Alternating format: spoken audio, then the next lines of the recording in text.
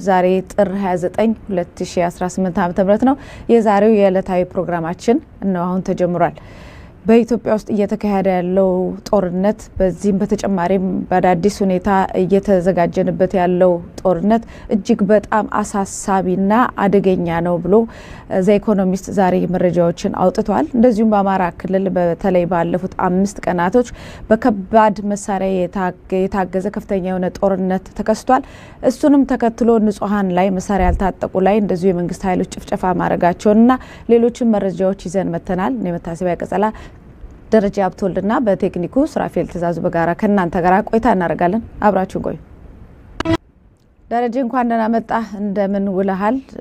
እንግዲህ በመግቢያችን ላይ በራሳችንም እንዳስቀመጥነው ከባድ ጦርነት በኢትዮጵያ በሚል ዘ ኢኮኖሚስት ሰፋ ያለ ዘገባ ይዞ ወጥቷል። ቅድም እንዳልኩት በተደረገው ከባድ ጦርነት ደግሞ በአማራ ክልል ንጹሃን ላይ የደረሱትን ጥቃቶች አስመልክቶ የተላከልን መረጃ በስም ዝርዝርም በቪዲዮም ደርሶናል። ሌሎችም መረጃዎች አሉን። ወደዛው እንሂድ። አመሰግናለሁ መቲ። የሀገራችን ሁኔታ ከመቼውም ጊዜ በላይ የተተራመሰበትና እጅግ አደገኛ ቋፍ ላይ የደረሰበት ነገር ይመስላል። በአሁኑ ሰዓት የተወሰነ አካባቢ አይደለም ግጭቱና ውጥረቱ ያለው፣ አገሪቱን ያላደረሰበት አካባቢ የለም። እንደዚህ አይነት ነገር በሚሆንበት ጊዜ መቲ ሁሌ እንደሚታወቀው ግርግር ለቀጣፊ ወይም ለሌባ ይመቻል እንደሚባል ዝርፊያው፣ የተለያዩ ነገሮች ቀጥሏል። በተለይ ደግሞ እገታው ከትናንት በስቲያ መገናኛ ብዙሃን ችላ ያሉት እስካሁን ድረስ ምንም ያልተባለላቸው መነሻውን ከአዲስ አበባ አድርጎ ወደ ደራ ጉንዶ መስቀል በሚሄድበት ጊዜ ደራ ላይ አንድ ሙሉ አውቶቡስ ነው የታገቱት ከትናንት በስቲያ። ነገር ግን እንደነገርኩሽ በአገሪቱ ሙሉ ውጥረት ስለሆነና የተለያየ ነገር ስላለ አንድ ሙሉ አውቶቡስ ታግተው እስካሁን ምንም አልተባለላቸውም። የአካባቢው መስተዳድርም ሆነ የኦሮሚያ ክልል ኮሚኒኬሽን ቢሮ ምንም የተናገረው ነገር የለም። እንደውም ከዛ አንድ ቀን ቀደም ብሎ በዚህ በሰሜን ሸዋና በምዕራብ ሸዋ አካባቢ የተቀናጀ ዘመቻ ለማድረግ በሚል የክልሉ መንግስትና ብልጽግና ለአንድ ወር ያህል ኢንተርኔት አጥፍተው ነበር። ባለፈው ስልክና ኢንተርኔት፣ አሁን እንደገና ከትናንት ወዲያ ተጀምረዋል። ኢንተርኔትና ስልክ የለም በኦሮሚያ ክልል። እንዳለ ውጥረቱ ለምንድን ነው ተባለ? ሸኔዎችን ለመምታት የሚደረግ ጥቃት ነው የሚል ነው። እንግዲህ ከትናንት በስቲያ የተደረገው እገታ ላይ በጣም አስቀያሚው ነገር የ2 ዓመት ህፃን ልጅ የያዘች ሴትም ታግታለች። ልጇን ነጥለው ወሰዱባት ለብቻዋ። ነገር ግን ማንም ጉዳይ ብሎ የዘገበላቸው የለም። ወገኖቻችን በዚህ ደረጃ መከራውን ገፈት እየቀመሱ የሚገኙበት ሁኔታ ላይ ነው ያለው መቲ። ሌሎች ወደ ዋናው መረጃ እንዳልሽው በተለይ በአማራ ክልል ያለው ውጊያ በወሎ አካባቢ፣ በደቡብ ወሎ እጅግ የከፋበት ጊዜ ነው። ያን ተከትሎ ደግሞ በሰሜን ኢትዮጵያ በትግራይ ያለው ሁኔታ እጅግ በጣም የተፋፋመበት ጊዜ ነው ያለው። ከዛ በፊት አንዳንድ መረጃዎችን የዕለቱን ለማሰማት ያህል መቲ፣ በዛሬው ዕለት ባለፈው ምርጫ አብንን ወክለው ወደ ምርጫ የገቡት ዶክተር ደሳለኝ ጫኔ ባህር ዳር አካባቢ የተመረጡት የህዝብ ተወካዮች ምክር ቤት አባል ዶክተር ደሳለኝ ጫኔ በዛሬው ዕለት አቋማቸውን አሳውቀዋል። በቀጣዩ ምርጫ አልወዳደርም የሚል ነው። ዶክተር ደሳለኝ መልእክታቸውን በይፋዊ ማህበራዊ ትስስር ገጻቸው ላይ አስፍረዋል። ብዙዎቻችሁ እንድወዳደር እየጎተጎታችሁኝ ነው። ከፓርቲዎች ሁሉ እድል ተሰጥቶኛል። ተቃዋሚዎች በፈለከው ቦታ ተወዳደር፣ ከፈለክ በአዲስ አበባ፣ ከፈለክ በተለያየ ቦታ ብለውኛል። በግልም ብዙዎች ጠይቃችሁኛል። የወከልኳቸውም አካባቢዎች እንድወዳደር ፊት ነው። ምንድነው አቋምህ? አሳውቀን እያሉኝ ነው። ላለፉት 4-5 ዓመታት አገልግያለሁ በተቻለ መጠን።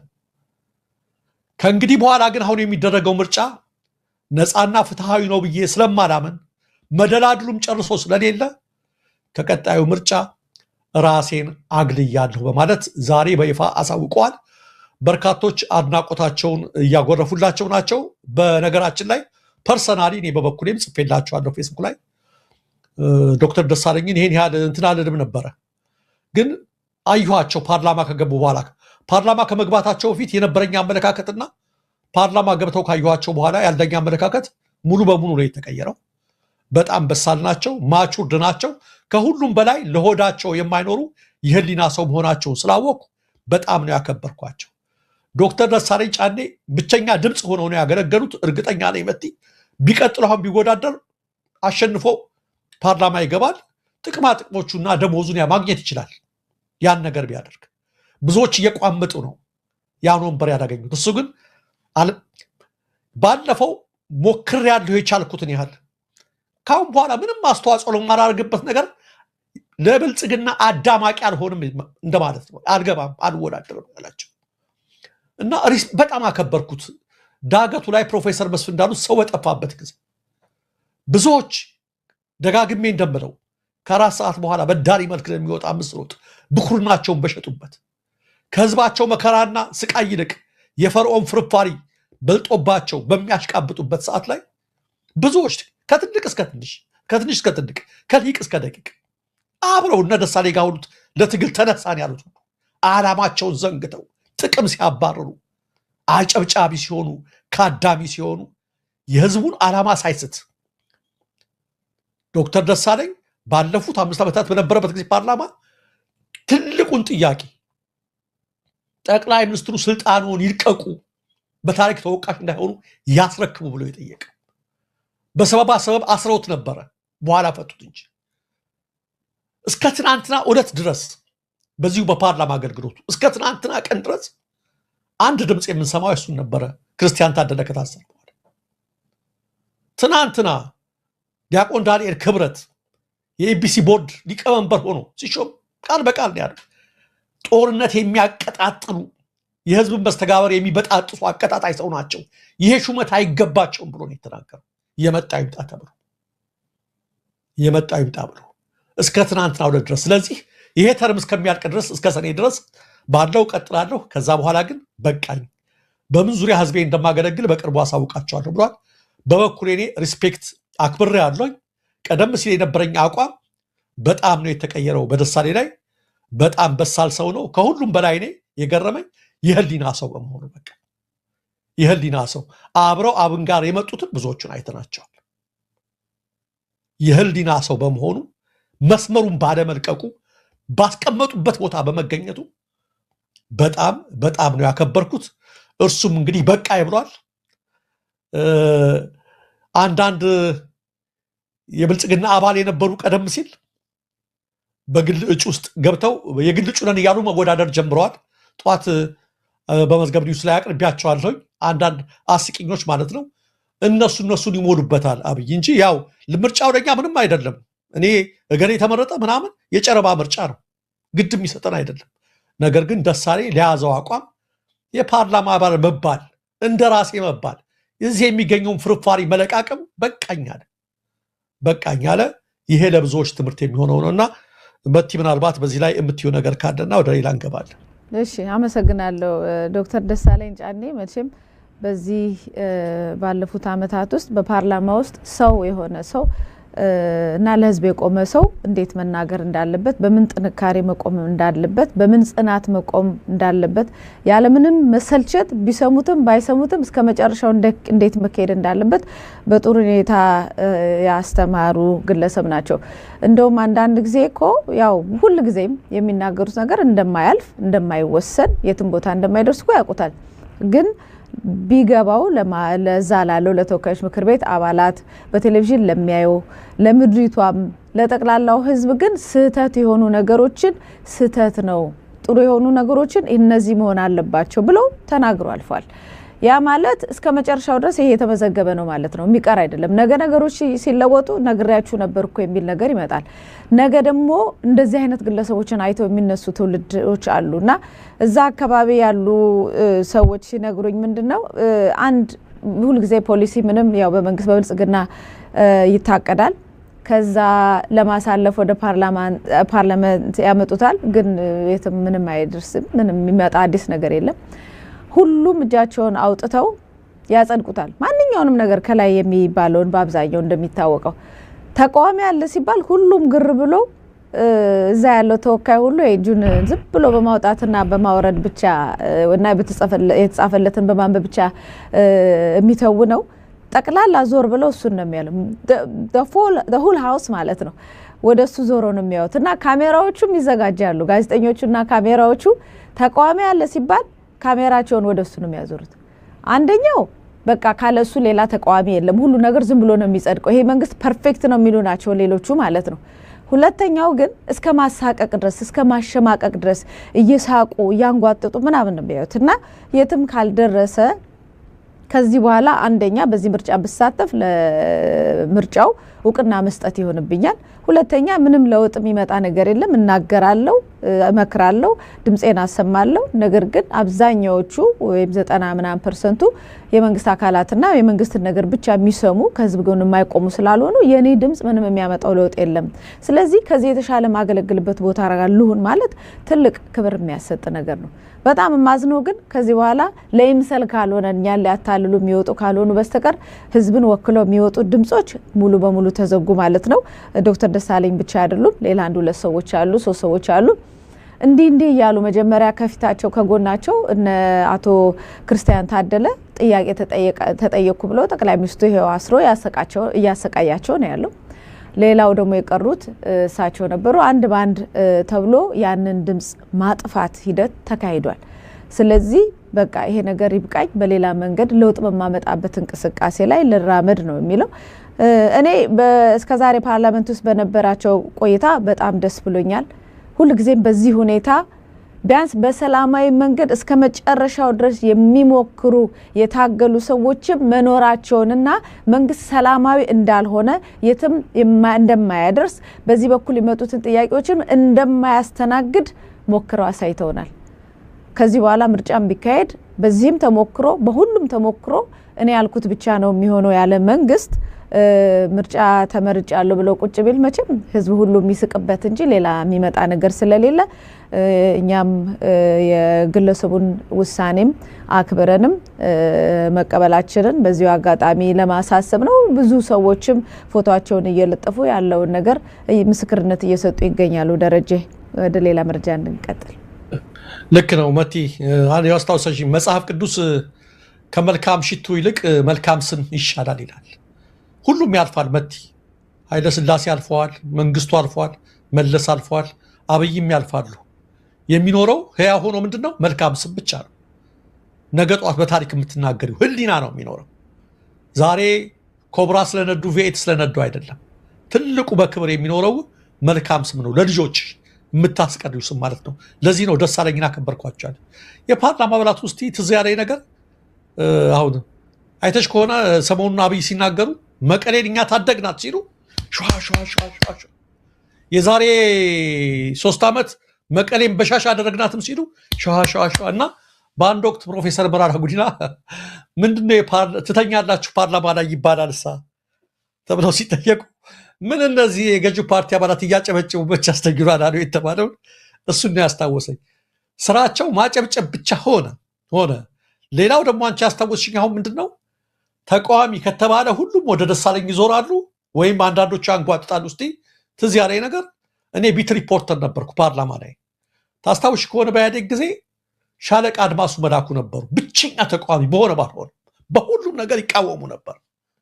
ለሰፈሩ ፈረንሳይ ሻለቃ አድማሱ መላኩ ስለነበሩ ለፈረንሳይ ለጋሲዮን ነዋሪ ፖለቲካን አስተምረው ይሄዱ በቀሳቸው ነበሩና ሻለቃ አድማሱ ነበሩና ተቃዋሚ ሲባል እሳቸው ነው የሚታየው በአንድ ወቅት የሆነ የጦፈ ስብሰባ ላይ የያዴግ አባሉ ለካሲ ተጣምሽቶ እንደለመደው እንቅልፍ ጧ ብሎ እዛ ውስጥ ይወስዷል በጊዜው የነበሩት አፈጉባኤ ዳዊት ዮሐንስ ይመስሉኛል ነፍሳቸውን ይማርና ሰውየው ከእንቅልፉ ብሎ ሲነሳ እዛ እየተወያዩ ሊጥለው ብሎ ከወንበሩ ላይ እንዲህ ሲል እጅ አወጡ መስሎች እሽርሶ አለው አልሰማሁም ካለ ሊገመገም ሆነ ምን ይበል ግን በጣም ስማርት ሆኖ ታቂ ወዲያው በአእምሮ አንድ ነገር መጣለት በእውነቱ ክቡር አፈጉባኤ አለ አሁን ሻለቃ አድማሱ መላኩ የተናገሩት ነገር ኢዲሞክራሲያዊና በፍጹም ተገቢነት የሌለው ነው ሲል እንዳጋጣሚ ሆኖ ያልተናገሩበት ቀን ሻለቃ አድማሱ ያንዴ ነው እሱ ሳይናገሩ አይቀሩም ብሎ ነው ያለ እሳቸው ደግሞ ተነሱና ፍረዱኝ ከነጋ ምን ተናገርኩ ምንድነው ቢለው ሰውዬ እስኪ ፍረዱኝ ብላብራሉና ተቃዋሚ ሲባል ደሳለኝ ትዝ እንደሚላቸው ያኔ ሻለቃ አድማሱ ነበሩት እዚህ የሚሏቸውን የሚለውን ስላስታወሺ ነው መቲ። ወደ ሌሎች መረጃዎች በዚሁ እናልፋለን። ወደ ሌሎች መረጃዎች ስናልፍ መቲ በደቡብ ወሎ በተለይ በወግዲና በከላላ ከባድ አውደ ውጊያ የተደረገበት ጊዜ ነው የምንገኘው። አሁንም አላቆመም እስከዛሬ ውጥረቱ።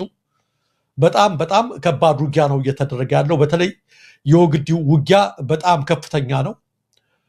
ይሄ ውጊያ ቀላል አልነበረም መቲ።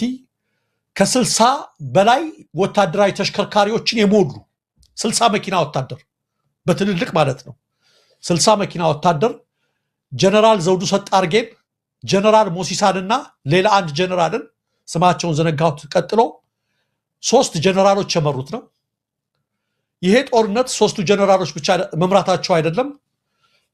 መድፍ፣ ቢኤም፣ የተለያዩ ከባድ መሳሪያዎች፣ ዲሽቃ፣ ሞርተር ተኳሾች በገፍ የተሰለፉበትና በ3 ጀነራሎች የተመራ ነው። በአየር ላይ ድሮኖች የተሳተፉበት ነው፣ አየር ኃይሉ ጭምር። በጣም ከባድ ውጊያ ነው። አየሩን አጥፍቶ ወሬውን አጥፍቶ ድምጥማጥ ለማጥፋት ነበር የተሄደው መሰለኝ። እንደዛ ነው ሳይናገር ብልጽግና ከባድ ጦርነት ነበር የተከፈተው። ውጤቱ ግን የተገላቢጦሽ ሆነ። የተገላቢጦሽ ሆነ። የሚመጡት መረጃዎች በጣም አስደንጋጮች ናቸው። የሚመጡት ፎቶዎች በጣም አስደንጋጮች ናቸው። ለዩቲዩብ ግብ ብለን እዚያ እናቀርባቸውም። ሰላማውያን ሰዎች ተገድለዋል። እነዚህ ሰላማውያን ናቸው የተገደሉ። ወደ 28 እስከ 30 ይደርሳሉ። በብስጭት የተገደሉ ናቸው እነዚህ። ያለቀው ሰው ግን ያለቀው ሰራዊትና ቁስለኛው እጅግ በጣም በርካታ ነው መቲ። ትናንት ከማለዳ ጀምሮ እስከ ምሽት ድረስ 3 ሄሊኮፕተሮች ቁስለኞችን ሲያመላልሱ ነው ያመሹት። ከማለዳ ጀምሮ እስከ ምሽት ድረስ ባለማቋረጥ። በዚህ የተበሳጩት በደረሰው ጉዳት የተበሳጩ ሰዎች አሁን እንደምታሳዩ ቪዲዮውን የአካባቢውን ነዋሪዎች መረጃ ቀብላቸዋል፣ የተለያየ ነገር አድርጋቸዋል በማለት ይኸው ሰላማዊዎችን ነው ሲቪሎችን የጨፈጨፏቸው በከባድ መሳሪያ ቤታቸውን ሁሉ ያነደዱት። ይሄ ሁሌ ሲበሳጩ ሲሸነፉ የሚያደርጉት ነገር ነው። በዚህ በደቡብ ወሎ በሰሞኑ አውደ ውጊያና በሰሜን ወሎ ጋር በተደረገው አውደ ውጊያ ሌላው ነገር ትናንት የተዘገበውና ዛሬ የተዘገበው በተጨባጭ የተረጋገጠው የጀነራል ብርጋዴር ጀነራል በቀለ ዱጋሳ ነው። ፎቶግራፋቸውን ልኬዋለሁኝ ምናንተ ቴክኒሻናችን። እንግዲህ እኒህ ናቸው፣ እኒህ ነበሩ ነው የሚባለው መሰለኝ። ያው ካለፉ ወደ 1000 ወታደር ይዘው የመሩ ናቸው። በዋግምራ አካባቢ የነበረውን አውደ ውጊያ ማለት ነው። ነገር ግን ሬዲዮዋቸው ነው የተቋረጠው። በራዲዮ እየተገናኙና አመራር እየሰጡ ሳለ ሬዲዮዋቸው ተጠለፈ። ሬዲዮዋቸው ከተጠለፈ በኋላም ያው እንግዲህ ምን የሚፈጠረው ነገር የታወቀ ነው። እርሳቸውና 4 አጃቢዎቻቸው እዛው ቀሩ። ሰራዊቱ ተበተነ። ገሚሱ ያው እጁን ሰጠ። እርሳቸው አካላቸው በሄሊኮፕተር ተወስዷል፣ የዚያኑ ዕለት ማለት ነው። ሌሎች ከፍተኛ መኮንኖች በአማራ ክልል የተቀበሩ ሲሆን እንደውም ስርዓተ ቀብራቸውን አሚኮ አሳይቶታል። እንዳያችሁት ባንዲራ ለብሰው ከፍተኛ መኮንኖችን ነው ያነሱት፣ ሌሎችን አላነሷቸውም። የነሱ ስርዓተ ቀብር በዛው ተካሄደ።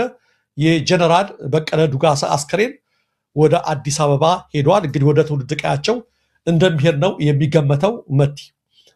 በዚህ በኩል ያለው አውደ ውጊያ እስካሁን ድረስ አላቋረጠም። ዛሬም በማለዳ እስከ ቀኑ 6 ሰዓት ድረስ ከባድ አውደ ውጊያ እየተደረገ ነው ያለው እና ምንድነው ይሄ በእንግዲህ ስርዓተ ቀብራቸው የመኮንኖች ነው። ይሄ የመኮንኖቹ ስርዓተ ቀብር ነው። አሚኮ ያሳየው ስርዓተ ቀብር ይሄን ነው የሚመስለው።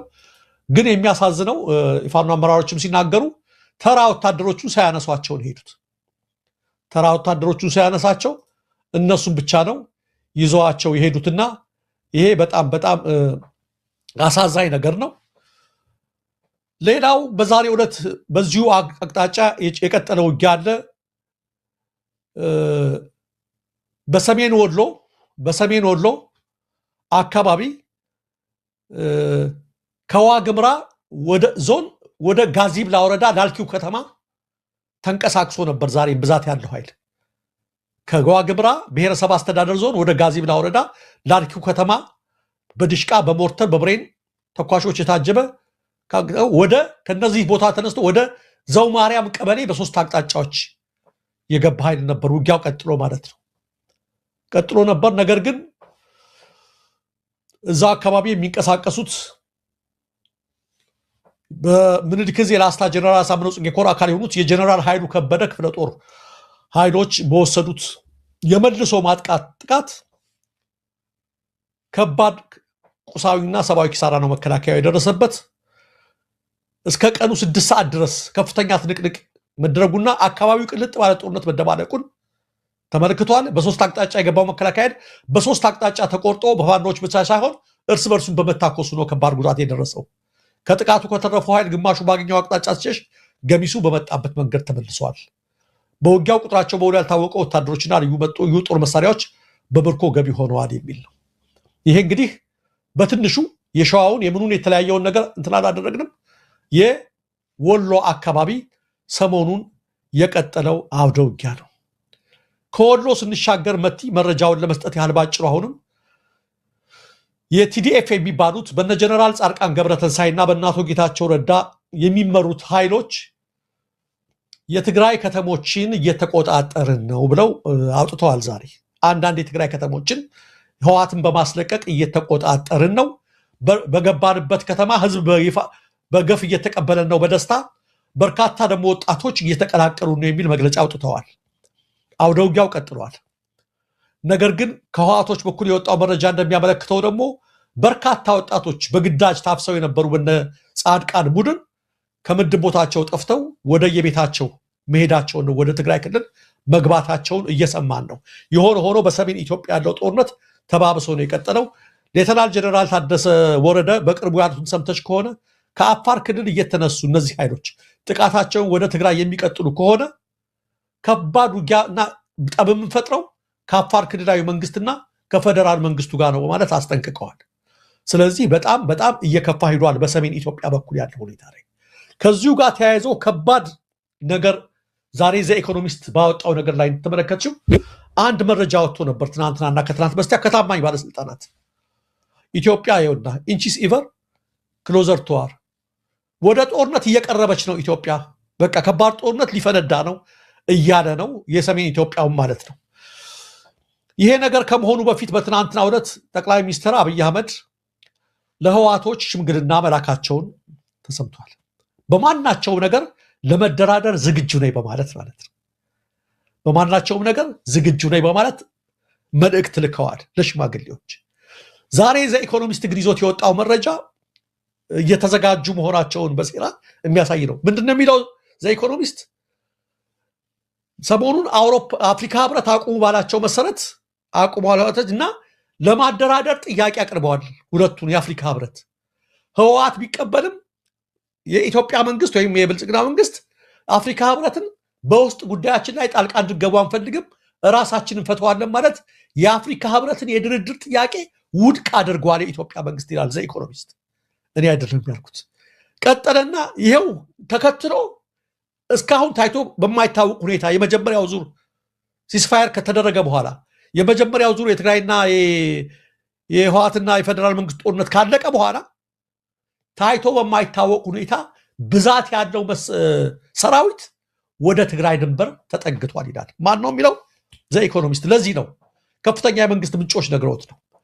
መንግስት ምንጮችን አነጋግሯል፣ ባለስልጣናትን፣ የህወሓት ባለስልጣናትን አነጋግሯል። እዚህ ዘገባ ላይ የህወሓት ባለስልጣናት ሁሉን ነገር እየተከታተልን ነው፣ ጦርነቱ ከፈነዳ ለመቼም የማይመለስ አስቸጋሪ ነገር ነው የሚል ነው።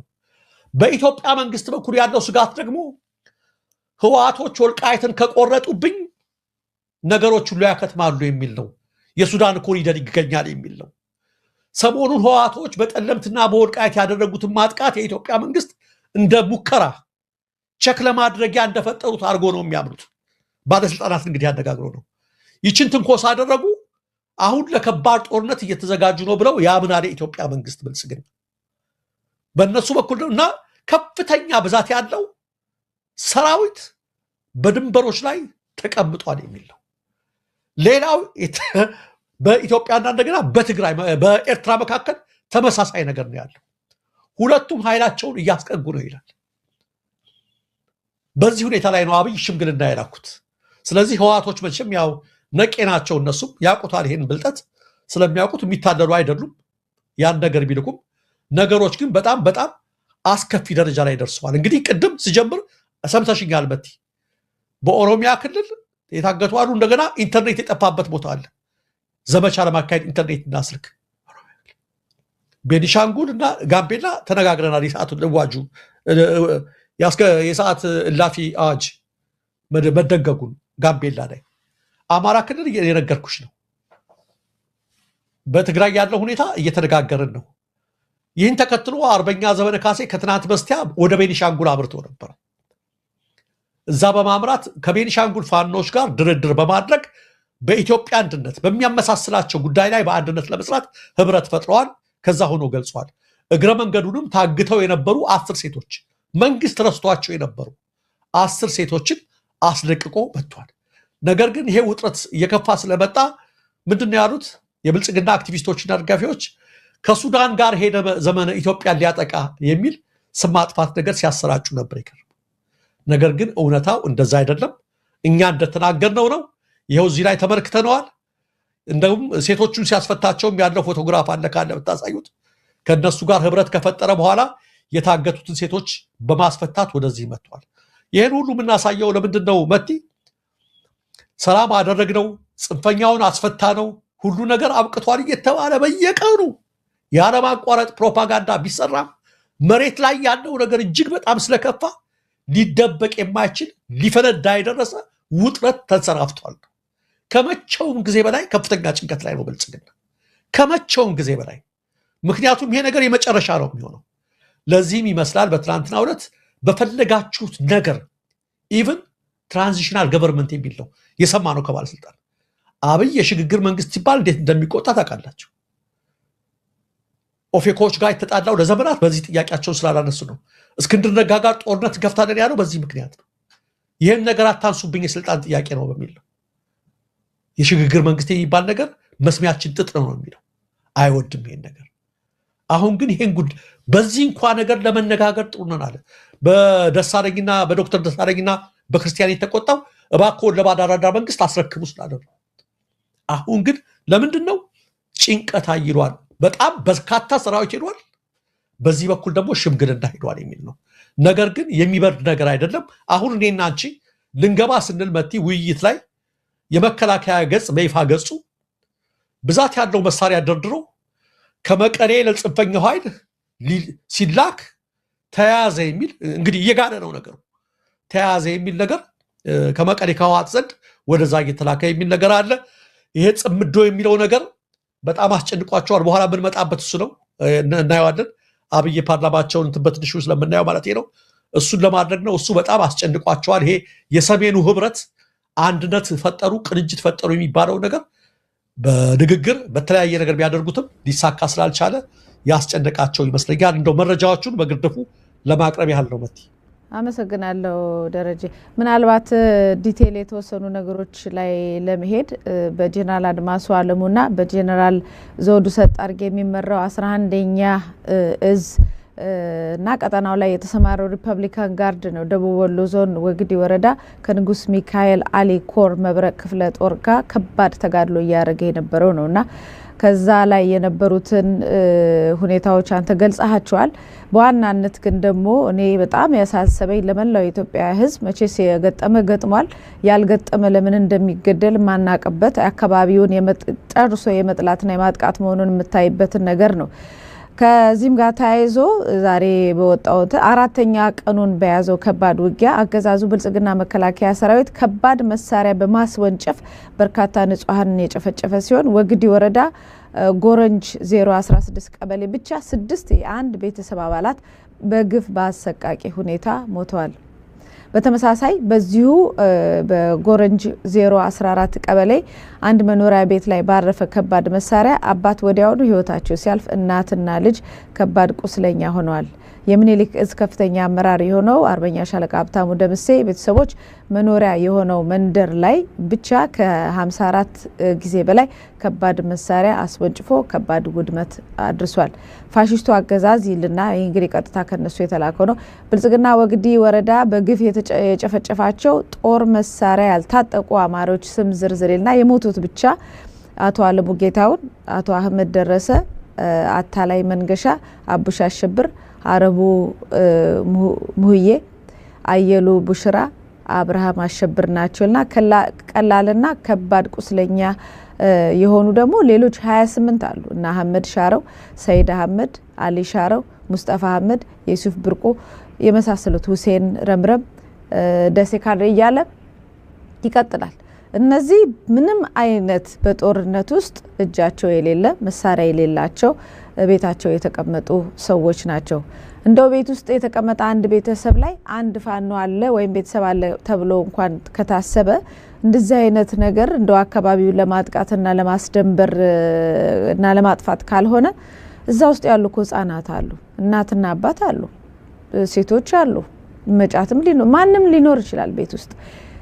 ቀጥታ ከባድ መሳሪያ አስወንጭፎ ቤትን ሙሉን ማቃጠልና ማንደድ ምን ማለት ነው? ይሄስ በትላልቅ የጦር ወንጀሎች ሊያስጠይቅ የሚችል ጉዳይ አይደለም ወይ?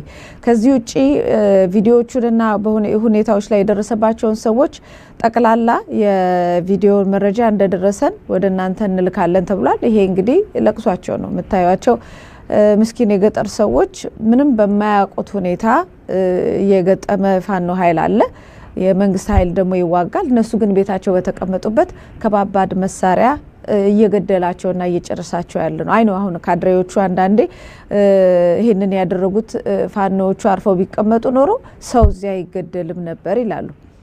መንግስት ከባባድ መሳሪያ በህዝብ ላይ ማውረዱን ግን ከምን ይመለከተዋል የሚል ደግሞ የሁሉም ሰው ጥያቄ መሆን ሲገባው እሱን ግን ይዘሉታል። እና በዚህ አጋጣሚ መላው የኢትዮጵያ ህዝብ እነዚህ ሰዎች ምንም በማያውቁት ነገር መጨፍጨፋቸው መገደላቸውንና በዚህ አጋጣሚ ቤት ሲፈርስ ሙሉ መቃጠል ብቻ አይደለም እንዳለ የተረፉት በአካል ጎዶልነት አካል ጉዳተኝነት ብቻ ሳይሆን ያላቸው ንብረት ሁሉ በአጠቃላይ ነው የሚወድመውና ከባድ የሆነ ቁስለት ነው አካባቢው ላይ የሚፈጠረው። ለዚህ ኃላፊነቱን ማን ነው የሚወስደው ሲባል አይ ፋኖ ነው የሚወስደው ይላሉ ካድሬዎች።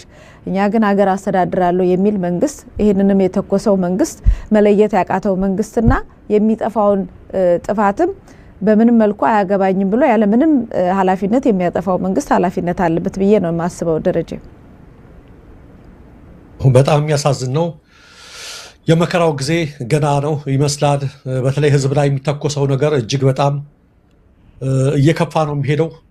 መጨረሻው እየሄደ ሲቀር አንዳንድ ጊዜ ምንድነው ሊሞት የደረሰ ነብር ነው የቆሰለ ነብር መወራጨቱ አይቀርም። ሲወራጭ ብዙ ነገር ጉዳት ሊያስከትል ይችላልና ይሄ የሚያሳይሽ ሁሌ ነው ሽንፈት በደረሰ ቁጥር ንጹሃንን መጨፍጨፍ ነው። ይሄ የተሸናፊና የፈሪዎች ተግባር ነው። አሸናፊዎች ይሄን አያደርጉም። አሸናፊዎች በአግባቡ ህዝብን እያያዙ ነው የሚሄዱት። ነገሮች እየከፉ ነው የመጡት። ይሆን ሆኖ ውጥረቱ አሁንም እንደቀጠለ ነው። ይሄ ሁሉ ሂሳብ የሚወራረድበት ጊዜ ሩቅ አይደለም። ግድያን ጀስቲፋይ የሚያደርጉ አክቲቪስቶች አሉ፣ አይተናል። በፍርፋሪ የወደቁ በድስት ጥራጊ የወደቁ ናቸው እነሱ። ከነሱ ብዙ አይጠበቅም። አንድ መንግስት ነኝ የሚባል ሰው በሲቪሎች ላይ ይህን ያህል ጭፍጨፋ ሲያደርጉ ለዚህ ታኮ ለማስገባት ለጭፍጨፋው ጀስቲፊኬሽን ለመስጠት የሚራወጡ በድኖች ናቸው፣ ህሊና የሌላቸው ናቸው። ስለ እነሱ ጊዜ ማናባክንም። በጣም የሚያሳዝን ነገር ነው የሆነው። መቲ ሰዓታችንን ለመቆጠብ በአንድ ነገር ማየት ስላለብን ነው። መቲ ወደ ቀጣዩ አጀንዳችን ባጭሩ ለማየት ትናንትና ባልደረባችን ጓደኛችን ወንድማችን ታላቅ ወንድማችን አክቲቪስትና አርቲስት ታማኝ በየነም ለጠቅላይ ሚኒስትር አብይ አህመድ ለኢታማጆር ሹሙ ለምክትሎቹ እባካችሁ ተመካክራችሁ ዋሹ የሚል መልእክት በማህበራዊ ትስስር ገጹ አስተላልፎላቸው ነበርና የተወሰነ ቪዲዮ ከሱ ቀንጭቤያለሁና ከኔ እሷን ቪዲዮ ተመልክተን ወደ ቀጣዩ ነገር እንሄዳለን። አንዴ ጋብዛቸው አድማጮቻችንን እስኪ ቢያዩት። ቪዲዮን አስገባች። ቴክኒሻኖቹ ቪዲዮውን እስኪያገኙ ድረስ እኛ በዚህ ጉዳይ ላይ ልንነጋገርበት እንችላለን። ቪዲዮ ይደርሳቸዋል መሰለኝም ደረጀ ልከው ከሆነ አይ ልካለሁ፣ ደርሷቸዋል። መሄዱን አረጋግጫለሁ። መልካም መሄዱን አረጋግጫለሁ። እሺ ቪዲዮ እስኪዘጋጅ እሺ ቀጥያጅ በቸም እኛም በተደጋጋሚ ይሄንን የበቀደሙ የተሰጠውን አጀንዳ በምን መልኩ ነው መንግስት ያነሳው የሚለው ነገር እያየነው ነበረ። ይሄ ጽምዶ የተባለው ነገር እና እሱን ለማክሸፍ ወይም እንደዚህ አይነት ነገሮች የሰሜኑ ወደ አንድነት የመምጣቱን ነገር ወደ እርስ በርስ ጦርነት የበለጠ እንዲመጣ ጠቅላይ ሚኒስትሩ ይዞት የወጣው መረጃ በጣም ብዙ አልተራመደምና እንደውም ሌሎች ክፍተቶችን ነው ያመጣው እና አቶ ገዱ አንዳርጋቸው ወጥተው የሆነውን ነገር ደግሞ በራሳቸው መለሱ ማለት ነው። ትላንትና ፈጽሞ አብዛኛው ነገር ውሸት መሆኑን ጠቅላይ ሚኒስትሩ ህዝቤን አትንካ የተባለበት እንቅስቃሴ ሁሉ ከእውነት የራቀ መሆኑ የመሳሰሉትን ነገር ከተናገሩ በኋላ በጣም በሚገርም ፍጥነት ዛሬ የካድሬዎቹ የመሳሰሉት ነገር አቶ ገዱ አንዳርጋቸውን ቪዲዮ በማውጣት እሳቸው ላይ ሲዘን ብሏልና አንድን ነገር ምላሽ ለመስጠት ወደዛ ሩቆ መሄድ አያስፈልግም። እውነት ካለ እውነቱ ጋራ ፋክቱ ጋራ መደራደር ያስፈልጋል። ልክ ነው። መጠየቅ ካለባቸው አቶ ገዱ አንዳርጋቸው በወቅቱ በነበሩት ነገር ጠይቃለሁ ብሏል፣ ይጠይቃሉ። ስም በማጠልሸት ግን ነባራዊ ሁኔታና እውነታ ይቀየራል የሚለውን ግን ማንም ሊያስበው የሚገባ መሰለኝ። በማጠልሸት በመሳደብ በማሸማቀቅ ሰዎችን ሰብረው ዝም እንዲሉ ነገር ግን መንግስት እየወጣ እንደ ልቡ እንዲዋሽ እንደ ልቡ ህዝቡን እንዲሳደብ ከፈለገ ደግሞ በድሮና በከባድ መሳሪያ እንዲጨፈጭፍ መፍቀድ ምን አይነት ፌርነስ ነው? ምን አይነት ጃጅመንት ነው የሚለው በጣም ነው የሚገርመው። ቪዲዮ ዝግጁ መሰለኝና ወደዛ መሄድ እንችላለን። ደረጀ መቀሌ ላይ አንድ ሰው ሳይሞት መቀሌ ለመቆጣጠር ያደረገው ጀግንነት በቃላት የሚገለጽ አይደለም። በሁመራ ላይ የነበረው ምሽግ ይህ ስፔሻል ፎርስ አንድ ሰው ሰውቶ ብርጌድ አፍርሷል። በፊልም ካልሆነ በስተቀረ የነዚህ ሰዎች ጀግነት መናገር ያስቸግራል። 99% ታርጌት መተናል። 99% ኮላተራል ዳሜጅ አልነበረው። አንዲት ከተማ አንድ ሰው አልገደለም። መከላከያ የማንም ሀገር ወታደር ቢሆን ከዚህ በለጠ ብቃት ማሳየት አይችልም። በጣም ዲሲፕሊንድ ጀግና ወታደር ነው ያለን። ጀግናው የኤርትራ ሰራዊት የጋራ ጠላትን በጋራ በመቀጥቀጥ ከከፍተኛ ጀነራል መኮንኖቹ ጀምሮ ከኢታማዦር ሹሙ ጀምሮ እስከታች ያለው ሰራዊት የእዝ አዛዦች፣ ክፍለ ጦር አዛዦች አብሮ እንደተገነባ አብሮ እንደሰለጠነ ሰራዊት በከፍተኛ ትስስር እና ውህድ ለዚህ ድል አብቅተውና ደሞዝህን አዋጣ እያልን ትምህርት ቤት ሰርተን ከሰራዊቱ ውሃና ምግብ እየቀማን ክሊኒክ ሰርተን ጀርባችን ሲመቱን የተቀበለን የኤርትራ ሰራዊት መጠለያ የሰጠን እሱ ነው። መጠለያ ብቻ ለሚሰጠን አብሮ ነው የዘመተው። አብረን ነው የተዋጋ ነው። አንድ ጉድጓድ ነው የተቀበርነው። ይሄንን ባጥንት በደንብ የተገነባ እንደማያዋጣቸው ስለማያውቁ ነው ይሄንን ለመነጠል የሚፈልጉት። ዋጋ ከፍለናል። ወንድሞቻችን አተናል። ህይወት ገብረናል። ደም ከፍለን ያመጣነው ሰላም ነው። ደም ከፍላችሁ ተጨንቃችሁ ያመጣችሁት ሰላም ነው። እንደ ኢትዮጵያ ሰራዊት ሺህ ከፍለናል። እንደ ኤርትራ ሰራዊት ሺህ ከፍለናል። ሆም ብለው ነው የሚያደርጉት እኛን ለመነጠል። ከዚህ በኋላ የኤርትራ ችግር የኛ ችግር ነው። የኛ ችግር የኤርትራኖች ችግር ነው። በህይወት ያለን ሰዎች ነን መመስከር የምንችለው። ለምንድነው ታርጌት የሚያደርጉት? ሁለቱን ሀገር መነጣጠል ነው የሚፈልጉት። ከዚህ በኋላ ሁለቱ ሀገር ሊነጣጠሉ አይችሉም። የሁለቱ ሀገር ህዝቦች ድልድይ መሆን የምንችለው እኛ ነን። በኤርትራ ያለው ሰራዊትም በእኛ ያለውም ሰራዊትም ድልድይ መሆን የምንችለው። ድልድይ የምንሆነው ደግሞ በንግግር አይደለም፣ በደም ነው። በአጥንት የተገነባ ነው። የኔን ሰራዊት የቀበረልኝ የሃሊባል ሰራዊት ነው። የሃሊባልን ሰራዊት የቀበረው የሰለሞን ሰራዊት ነው። አሳልፈን እንዳንሰጥ፣ አሳልፈን አንሰጥ። የኤርትራ መንግስት ከኢትዮጵያ ህዝብና መንግስት ጋር ቆሞ የኛ ወታደር ጥቃት ሲደርስበት አብሮ የቆመበትን ጊዜ በከፍተኛ አድናቆትና ክብር ነው የምናየው። ይሄ መቼም ታሪክ የሚሽረው ጉዳይ አይደለም። በትግራይ ውጊያ ሲጀመር የመጀመሪያው ዙር ውጊያ ሽሬ ካስለቀቅን በኋላ የኤርትራ ጦር ከኋላ ኋላ ተከትሎ ሽሬ ገብቶ የአንዳንድ ሰዎችን ግለሰቦች ቤት ማፍረስ፣ ፎቅ ማፍረስ ሲጀምር ጸብ ተጀምሯል። አልተናገርንም እንጂ አክሱም ይዘን ስናልፍ አክሱም ገብቶ ወጣቶች በጅምላ ሲረሽን ጸብ ተፋፍሟል። አድዋን ይዘን ስናልፍ አድዋ ሄዶ ፋብሪካዎች ሲፈታታ ሲሰርቅ ጸብ ተጋግሏል። አዲግራት ደርሰን የመድኃኒት ፋብሪካውን የሚነቀለውን ነቅለው የማይነቀለውን ሲያፈራርሱ ጸቡ ጫፍ ደርሷል። ከባድ የውጊያ መሳሪያዎቹንና የውጊያ አገልግሎት ሰጪ ማሽነሪዎቹን የሚጠግንበትን የመስፍን ኢንዱስትሪያል ኢንጂነሪንግ ኮምፕሌክስ መቀሌ ድረስ በመሄድ ሙሉ በሙሉ ያወደመ ነው።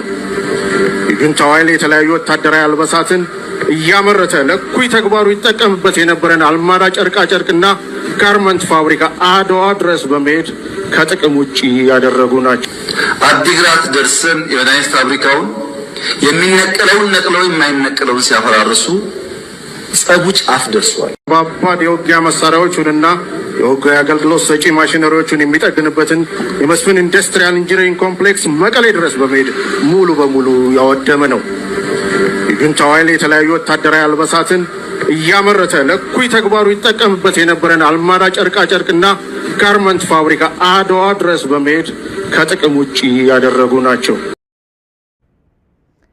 እንደተመለከት ነው ደረጃ እንግዲህ አየር ኃይሉ እንግዲህ የቀረው ፋብሪካ ለማወደም ናቸው ይላል። አየር ኃይሉ መጨረሻ ላይ ተሽከሆነ በሪፖርቱ አየር ኃይል ያቀረበው ሪፖርት ነው። መስፍን ኢንጂነሪንግን አልመዳ ጨርቃ ጨርቅም ምን አብይ ደግሞ ፋብሪካውን እየነቀሉ ይላል። እንደው ተቃርኖ ነውና ምን ይላል መሰለሽ መቲ ኤዞፕ አንድ ቁራ በወጥመድ ይያዝና ስለት ይሳላል።